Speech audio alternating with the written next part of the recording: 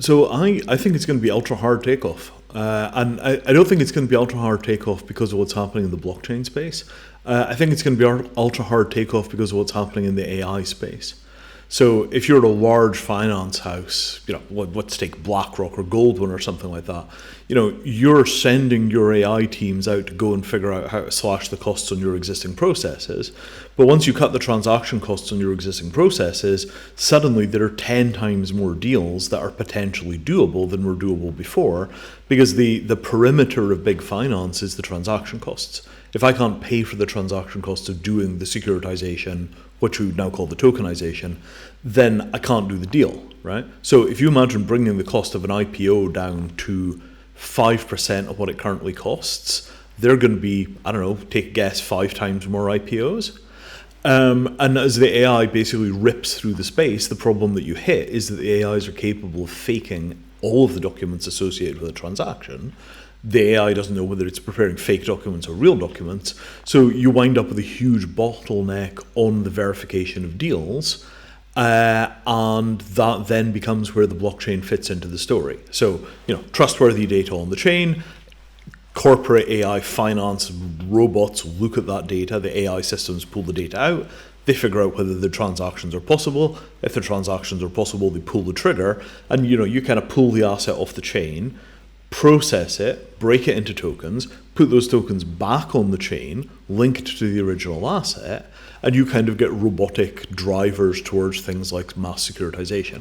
So I think, 3 to 5 years from now, you'll be able to buy equity in a pair of sneakers.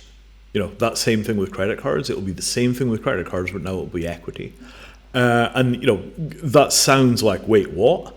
But if you look at what's happening in many other fields that AI is arriving in, it's just, this changes everything. And if we say, well, this changes everything in finance, what does it mean? It just means vastly more finance with absolutely slashed transaction costs. They're not going to be getting 2% of an IPO in 3 years. And in terms of how long it's going to take for this thing to rocket, I think as soon as you see the removal of the US barriers on tokenization and securitization using the chain, I think you're going to see tens of billions of dollars of assets a month move on chain. I think it's going to be absolutely explosive, kind of like 2018 was in a teacup, but for the whole of America, because everybody that's looking for capital will go on chain to get it. And in the process, because you wouldn't build anything at this era without using AI, you'll get an enormous amount of AI innovation at the edge of the space. And I think the transactional environment that's going to come out of that it's going to need a new name. It's not even going to look like finance. It's not going to look like DeFi. Charlie Stross called this Finance 2.0 when he wrote a novel about it maybe 20 years ago.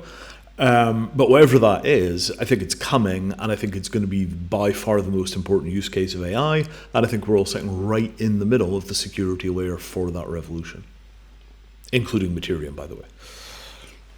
Because you take a Mattereum asset passport, you feed it to an AI, the AI now knows what that asset is in a legal binding way and can make decisions. That's the kind of tooling that we need to get these revolutions to really start. And think of it, it's just like, how much do you have to pay per hour for a securities lawyer? If the answer is $5,000, then the answer is we don't need a lawyer. But if the answer is $15, suddenly everybody and their donkey has a securities lawyer. If you just track it from labor costs, how often does somebody think of doing something in finance and then decide that the lawyers are too expensive, so they're not doing it? All of those barriers go away. And I mean, at that point, the economy is it's literally just going to light on fire. It's going to be unbelievable. Nobody is bullish enough. Because, how can you be bullish about the Industrial Revolution when all that you've ever seen of industry is a blacksmith?